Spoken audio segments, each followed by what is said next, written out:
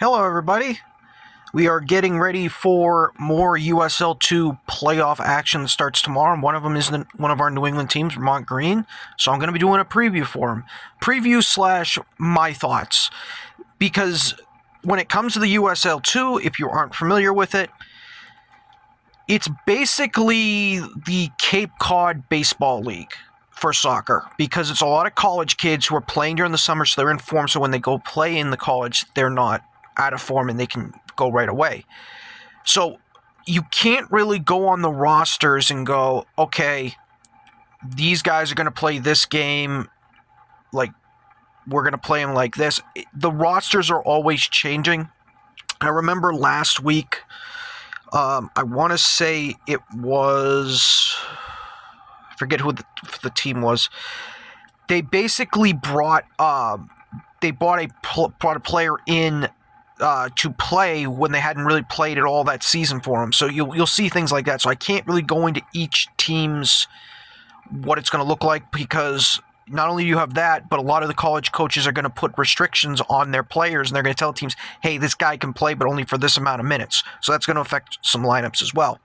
But going back to the game, Vermont Green is back in the Eastern Conference Finals. They're the defending national champions, so they've made it to the Eastern Conference Finals for the second straight year. They have another chance to add silverware and hardware to their cupboard. And they are traveling for the first time since 22, since the first year they were founded. They're going to be on the road. Well, take that back. 23, they were on the road. Same with 24. But the point I'm saying is, they haven't had to travel this far at all. They're traveling to Laredo, Texas. They're the site that got hosted for not only the conference finals for both the Eastern and Southern, but they're also going to be hosting the national semifinals there.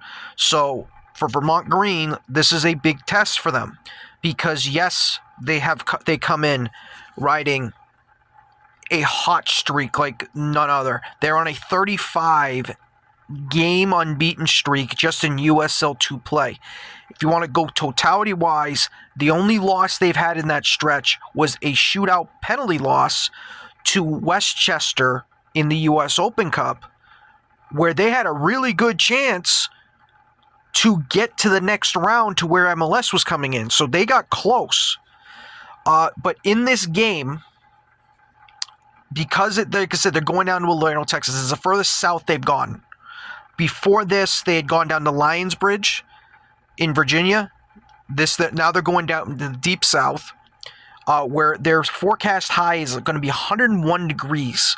And I've asked some people, because I've never been to Texas, so I can't tell you what the weather's going to be down there. But when I hear 101, that's hot. But they think that that's a dry heat. That's not going to be a humid heat from people that I've talked to. We will see. I think it's going to be both teams, Vermont and the team they're going to be playing, Asheville City, are going to be affected with this. So you're going to see lineup changes as well there. Now, for Vermont Green, we'll talk about them first, and then we'll talk about their opponent. Vermont Green is coming off demolishing wins to start the playoffs. Like, these are butt whoopings. 4-0 against Ironbridge SC, where they went up 3-0 at halftime, scored another goal to make it 4-0, and the game was over. The game was pretty much over at halftime. And then their next game, they played the Ocean City Nor'easters, who I considered, when I looked at the bracket, I thought whoever wins between Vermont and Ocean City was going to come out of the East. And I wasn't discounting Lionbridge, Asheville, and all the teams, Appalachian and I forget the other team that was down there. I wasn't discounting them. But what I was saying, like, when you looked at the complete teams in the East, it was those two teams, and that was about it. So, Vermont Green beat the crap out of Ocean City. They couldn't really get their offense going at all, and they beat them 4-0 as well in a bludgeoning. That's what it was. And here's the other thing. Jeremy Francoux, their top striker, who was on a hot streak, 8 goals in 3 games, he started the game on the bench and didn't come in to when the game was pretty much out of reach. Zelafro was a big reason why they won that game. Connor Miller in the middle was a big reason why they won that game. O'Neal dominated the left-hand side. He got a goal in that game. I mean, their speed on the wings was just a problem. It has been a problem for teams all season. They have had to really contain them. And if you could say this team could be chasing perfection if Seacoast United didn't score on the final kick of the game. That doesn't happen. You're looking at a team that's still perfect. Now, they're going, like I said, down to Orlando, Texas, where they're going to have the Eastern Conference Finals. It's a 6:30 kickoff our time, so it'll be 4:30 for them, so they're going to be in the middle of the heat. And the team they're playing is Asheville SC. Now, if you have listened to my things before, you probably think in Asheville SC, that sounds familiar, and you would be right, because the women for Vermont Green played Asheville City in the Final Four. That's what they did. They played them in the Final Four, and Vermont won that game 1-0 in a very defensive game. Now, Asheville City is also known in USL 2. Now, last year, they were the favorites, if you can believe it. It wasn't Vermont Green, it was Asheville. It was Asheville because they went 10 wins and 2 draws. Now, they only played 12 games down in their division, but they had scored 43 goals and only had conceded 3. Like, nobody thought that this Asheville City was going to get knocked out as early as they did, and they got knocked out in the second round, which was a shocker to the crew of, I want to say they played in New Orleans. They lost 3-2 in a game that was a shocker to all, so they got eliminated. And then this year, they haven't been that dominant, but they weren't losing. That's a big thing for them. So I hate to say this. One of the reasons why Asheville City is here is because they got the third place in their division. Now, if you followed my USL 2 for the Northeast Division this year, I talked about how only 2 teams were getting in, and they used to have that third place wild card where they could get in. This division got that third place this year. So that's the only reason Asheville is here. So Asheville got the better points percentage compared to, I think it was between the Chesapeake, and I think it was the Mid-Atlantic it was between. And the Chesapeake got the better one, so they got in. So they had to play in the play-in, one of the first round games. I'm looking right now at my thing. So they first started against Virginia Beach. I should also probably say what their record was. They finished with a record of 7 wins, 6 draws, 1 loss. They played 14 games this year. Remember, last year they only played 12. This year they played 14. And they only scored 23 goals and conceded 8. So they were almost half what they scored last year. And defensively, they got worse. Obviously, going 3-8, that's not a big difference, but they still got statistically worse. And the team that they were playing was Virginia Beach, who was 8 wins, 3 draws, 3 losses. Now that team had scored 32 goals and it conceded only 17. So it was going to be, going to this game, everyone was wondering, okay, who was going to score first, and was this game going to be a shootout? What I mean by shootout was like multiple goals. Like, were we going to see a multiple goal game? We didn't see that. Credit to Asheville as they kind of turned into what they were last season, which was a defensive darling, and they won this game 1-0. They only got the 1 goal, but they got enough to get to the next round. When they won that game was in Asheville. I should also point out that game was in Asheville, so they were home for that game. When they announced the pods, obviously Asheville was going to travel. They traveled to Lionsbridge this year. And you know what? I'm going to say it. They pulled off probably the shocker of the tournament, probably so far. Because Lionsbridge was the first host city to get eliminated. And it was off the most brain-dead play I've ever seen from a coaching staff and a team. I'll explain it. So, Lionsbridge scored early in this game to make it 1-0 in the 8th minute. Then, Asheville got their offense going. The 30th and the 38th, they would get 2 goals right before halftime. So, all of a sudden, they now lead going into halftime. Lionsbridge would then equalize in the second half to make it 2-2. This game's going to extra time. So, the fact that Asheville is here against these Giants, pretty good. But here's the problem. We go into extra time, and it looks like this game is going to head to Pens. So Lionsbridge, in the second half of extra time, towards the end, subs off their keeper for a keeper for Pens, who's, from what I was told, statistically better for Pens. Now, that hasn't come back to bite teams in the in that final 15, because I believe there's probably maybe 5 minutes left. So people were thinking, oh, it's not going to be that big of a deal. Lionsbridge then concedes 3 minutes into stoppage time the winner. And this can only be described as a Butterfingers moment, because the keeper has it, and he just lets it slip away, and Asheville's there to put in the rebound. They go over to taunt the Lionsbridge fans, and they win this game 3-2, which was a stunner.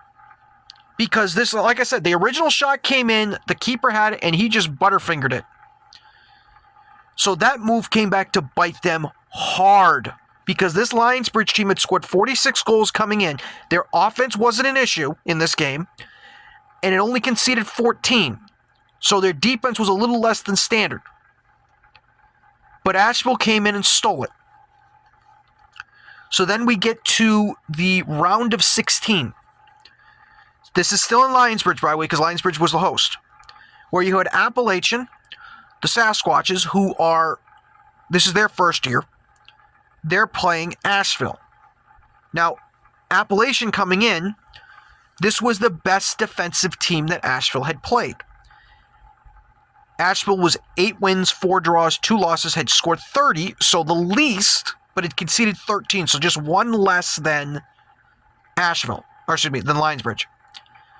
So when I looked at when I was watching this game, and I'm watching Asheville literally take it to Appalachian in the first half, like, I was watching the scoreboard, I was watching the Vermont game, and it was 3-0 at halftime. Like, this was becoming a laugher. And I was like, okay, well, Asheville's going to be playing Vermont, because Vermont was doing the same thing in their game. I think it was only off by 30 minutes. So basically, we were in the second half of the Vermont game when Asheville was playing in that first half. And then something crazy happened. Appalachian scored 2 goals early in the second half to make it 3-2. And I'm thinking, wait a minute, this game's not over. Appalachian, though, would concede a goal to make it 4-2, and that was how the game would end. So Asheville is now back, is in the Eastern Conference Finals. They're going to be playing Vermont Green.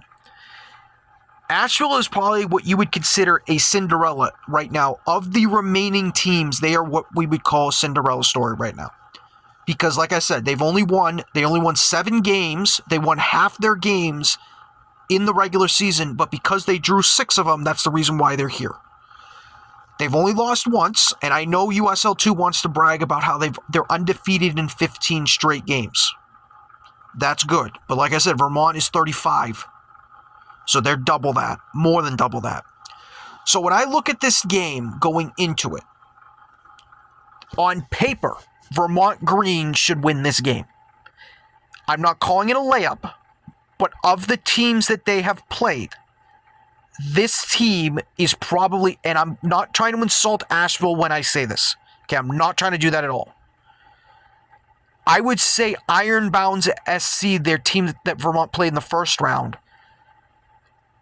is a tougher matchup than Asheville. And I know I'm saying that, and it sounds like I'm dissing Asheville. I'm not trying to say it. I'm just trying to tell you the quality. Now, one of the differences is, though, Vermont's not going to be the home team. They're going to be in Laredo, Texas. Because it's going to be hot, both teams are going to have to deal with this.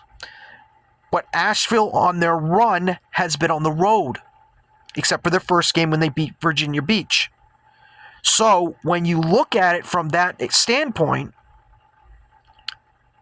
I think it's an even playing field now. It's not Vermont running away with it.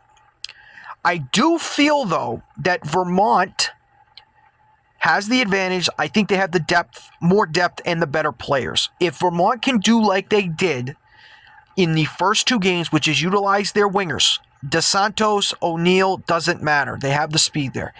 I guarantee you we'll probably see Jeremy Francoeur in this game. If he can assert his dominance, and if the Vermont Green back line can have as great of a backline game as they had against Ocean City, which gave them nothing and they didn't turn the ball over. They did a great job of completely killing Ocean City's offense and their press. I should both split it out. If they can do that again, Vermont should win this game comfortably. And they should be going to the national semifinals on Sunday. That's what I think will happen. Now, if I had to give a score for this game, this is where it gets tough because, again, you're going to have the Heat. They're playing on a playing surface they're not familiar with. If I had to take a guess here, I would probably say Vermont Green win 2-0. Because I just think they have too much firepower. I think they're just a much better team than Asheville. And I think if they can set the tone early, I think Vermont Green wins this game, like I said, comfortably. I don't think they're going to be up like 3-0 at halftime. I don't think that's what's going to happen, like they've done their first two games. I think they're going to have to work for it this time. But I think once they figure it out, the pitch, and they start deploying their reserves, I don't think Asheville City has a chance in this game. That's personally what I feel. So, that's my opinions, what I have on this game for tomorrow night. Like I said, it's a 6:30 kickoff. It'll be on the Sports Engine. I'll be on my Twitter feed. I will also put in the feed. So if you want to watch, you can click on it and watch that as well. So, thank you for tuning in. That was my preview for Vermont Green for their Eastern Conference Finals matchup. Take care, and I will see you next time.